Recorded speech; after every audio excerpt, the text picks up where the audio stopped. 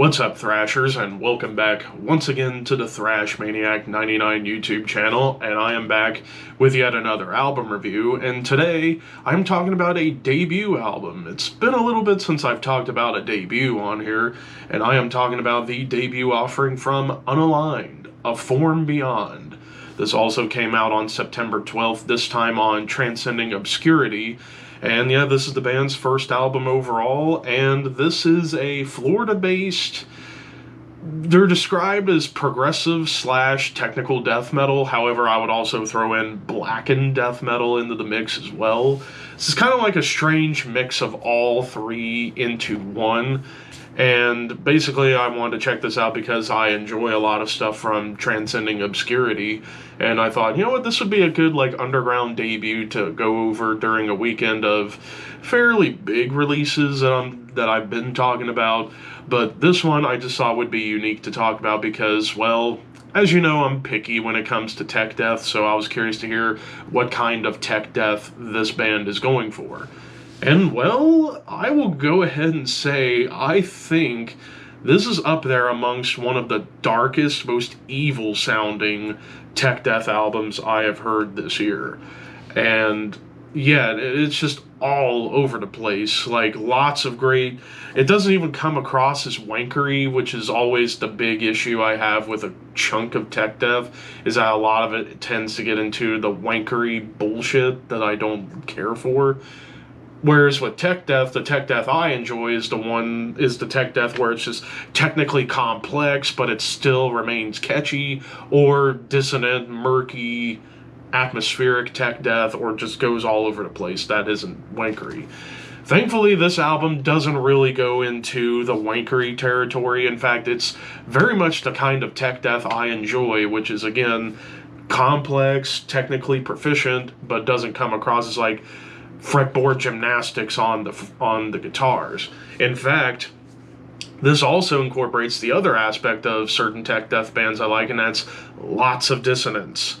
We kick things off with Entities of Ash, and it starts off with these almost cosmic melodies before you do get into more technical riffing and blast beats with blackened dissonant tags.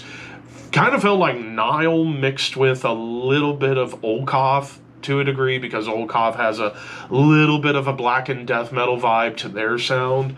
So it was kind of like Olkoff meets Nile for a little bit here.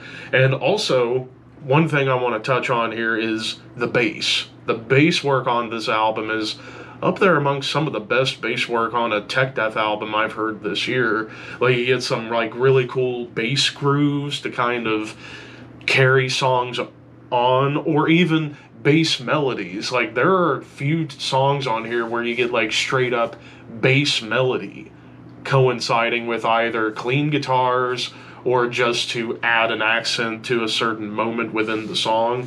We go into Unbecoming of I. This one, I think, musically kind of fits in line a little bit with a band like Job for a Cowboy, the last two Job for a Cowboy albums, which is definitely that more progressive, technical death metal. The sinister melodies and riffs definitely kind of made me think of a song I believe Synthetic Sea off of Sun Eater.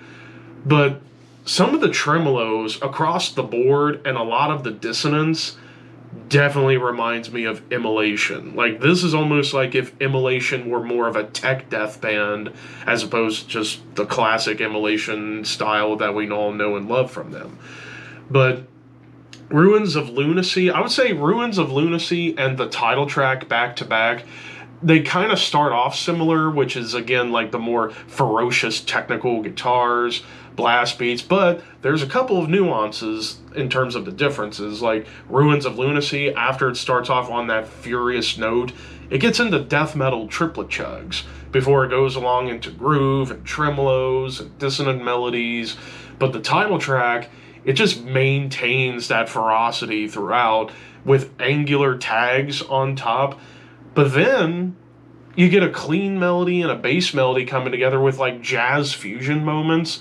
Certainly made me think of Cynic. There was a couple of moments on here where it reminded me a little bit of early Cynic, Focus in particular.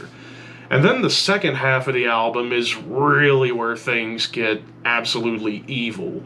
Like, Essence Erased. Starts off with this like dark, clean melody. It goes into mostly a lumbering groove with dissonant tremolos and even some thrashy rhythms.